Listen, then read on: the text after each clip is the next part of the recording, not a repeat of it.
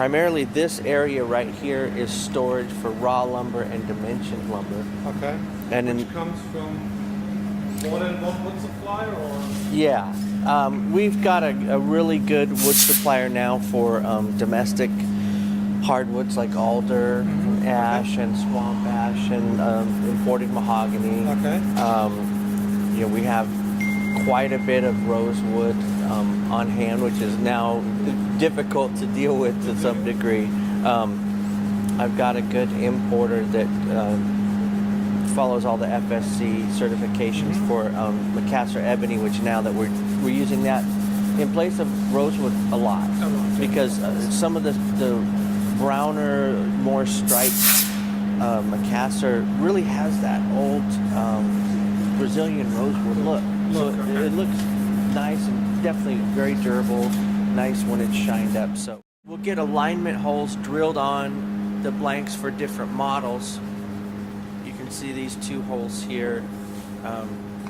These are going to be Sun Valley guitars, which really haven't debuted that and show anything, but it's a proprietary model. We're going to do a run of 54 right now. Okay. So at this point, it's a precision thickness, dryness, width, length, and it has these holes on it. So the next step would be, now that it's set to go on the CNC machine, and have that do its thing to it. So a big part of the area here is used to dimension the lumber, which, you know, can sound kind of boring, but it's only going to be as accurate on the CNC as it is when it goes on. When it's on. Yeah. How often do you have to redo the fixture? I go in pretty deep when we make them for the first time, to where we haven't had to remake any out of them outlasting or anything like that. But they're probably in the next couple years. I'll move them up from phenolic and fin form to probably aluminum, if we know that this is going to be how this was, you know, forever. You know, they went on as rectangles. They came off like this. They've still got the alignment holes here. And then the next step is we'll flip them over and we'll do the tops on all those, which I can show you over there. So here's an example of that guitar we were looking at prior, where I was showing you the back. We flip it over and then we do the top. So this is that model, the Sunset, right off the machine. So you can see all the major contouring, the shape, the feel, the look of the guitar. It's all there. All there already, yeah. It's the same every time. The bridge is in the right place every time. All that type of stuff. But as you can see, there's a big difference between that and after somebody's hand sanded it. Yeah, of course. And there's probably a couple hours that go into this. And so this is Jose, and he... Hi. It's your first day on the job? Does everything. He's a master at every portion of the shop. Right now, you know, we're moving at a different pace because of NAMM and doing some one-off pieces. But he's working on a Masterworks guitar right now. Did the final shaping, the final sanding, and he'll get this ready. And he also paints and does all the finishing for the Masterworks guitars. Also, a big part of the wood shop, in being that one day he'll be running the CNC machine, the next day he'll be fretting necks. I mean, knows all the different aspects. So really, the CNC machines are getting something to a point repetitively, accurately, the same every time. So gentlemen like this section over here can do what they're doing best, and this is where the hand stuff happens. This is Victor. You can see Victor's taking one of the guitars we've been looking at this afternoon to the next stage. So you know, sometimes the CNCs will get a bad rap from people who don't understand what it's about. It's about doing the critical operations the same every time, so that a craftsman can do his part. Victor and John go way back. Oh yeah. Was it Charvel? Well, when I worked at Charvel in the early 80s, Victor worked at BC Rich, which little known thing, but back then Charvel did a lot of woodworking for BC Rich at that time on the Mockingbirds and the Bitches and things like that. So we kind of cross-pollinated a little bit. And then we ended up working together at Valley Arts in the 90s together as well. So, yeah, we've got a lot of time spent together.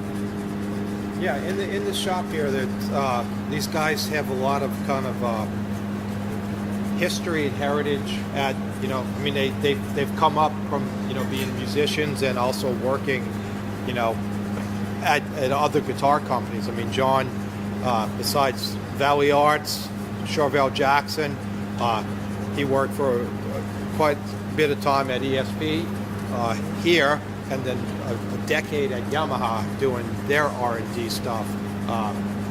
Chewy, who you'll meet in painted at Washburn. I mean, he did Dimebag Darrell's guitars, Paul Stanley, Scott Ian. So we've actually been working on putting together kind of a cool video that does kind of delve into everybody's sort of history and what they what they bring to the table and where they've come from to get to this point. Or is it? This particular one is available with just one finish right now.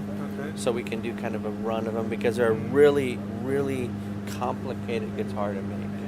Because of the multiple wood layers that you can see on the Well, back, or does that's a continue part to of the it. body? The thing, yeah, it's all the way through the back of the body. Okay. The thing about this guitar, when you see it at the show, you'll notice it that it doesn't have any flat or perpendicular surfaces to the body, Okay. which is usually what you depend on to get it on the machine Yes. and hold it down. So it's there's a lot of dedicated fixturing to hold it at different angles, and it's been a tremendous challenge, but in a really positive way. Okay. And so it's a Like a fully three-dimensional.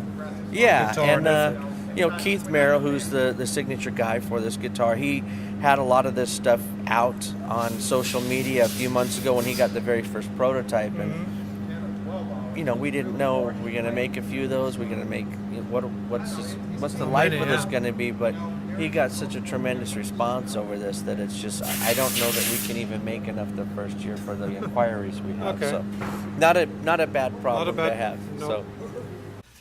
But again, we approach the pickups the same way as we do guitars. We come up with the winding, and we want the next one coming off the line to sound like that. It's Yeah. not like, oh, we just leaned into that and we were talking, it's got 500 more turns, and that's the one everybody, that's the best pickup I've ever heard. We just repeat them. And again, it's old school. They're sitting there soaking in like a, what's that thing we're using for the wax? Is that like a fry cooker or something? Yeah, that's an electric skillet. Yeah. But you'd be surprised, like G&L and guys like that. It just one of those things where it just works. Yeah, I've And I've seen the same thing with Yeah. the G&L, and they have one of those old style kitchen clocks that you can wind up for setting the time.